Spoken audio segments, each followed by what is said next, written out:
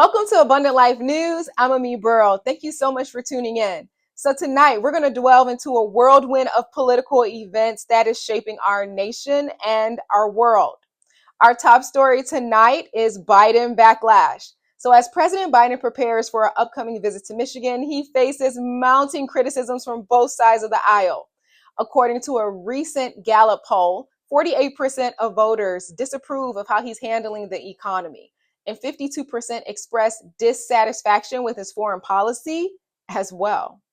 Now, during a recent interview with Gallup, President Biden said that we are working tirelessly to ensure that every American benefits from our economic policies and that our nation remains strong on the global stage.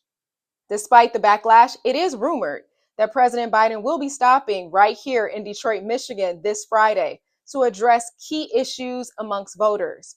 However, there is significant skepticism regarding the questioning.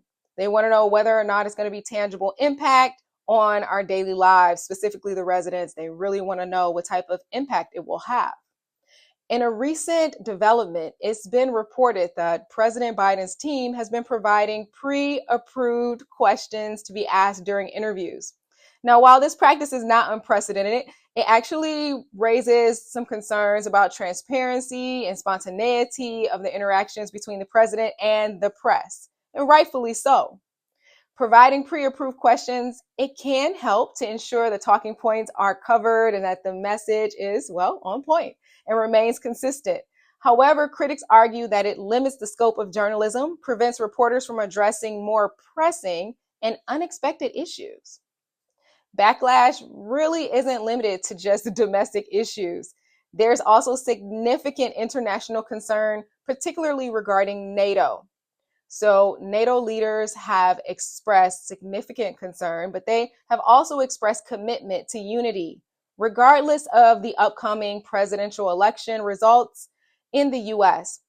At a recent press conference for NATO, Secretary General Jens Stoltenberg stated, "Our alliance remains strong, and we are prepared to adapt to any political changes in the United States. We have faced numerous challenges over the years, and our unity has been our greatest strength.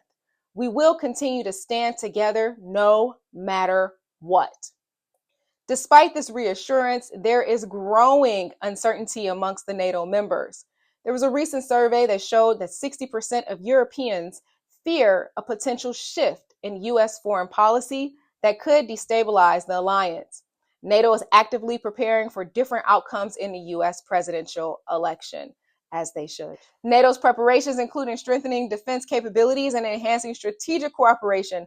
Whether President Biden secures a second term or former President Trump returns to the office, NATO plans to maintain its collective defense posture and adapt to a new administration's policy.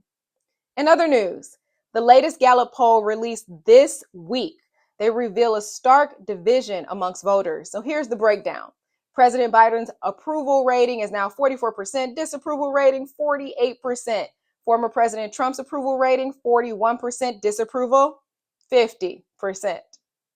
As President Biden heads to Michigan, we will be following his visit closely and will provide you with updates and an analysis after this week. I have a few takeaways that I do want to go over. These are uncertain times. I recently watched a program where a host went out and asked questions to residents and the public about who they would vote for, given only two options, former President Trump or President Biden. With a gun held to their head, what would they choose? Who would they choose? And actually, they said they would let the gun go off. So these are uncertain times. But how many of you know that greater is he that is in you than he that is in the world? That's 1 John 4:4. So regardless of what happens, we have to lean on Jesus more now than ever. That's all for tonight with Abundant Life News. I'm Ami Burrow, and thank you for joining us. And remember, divided we fall, but through understanding and unity, we can rise. Let's walk in light, and good night.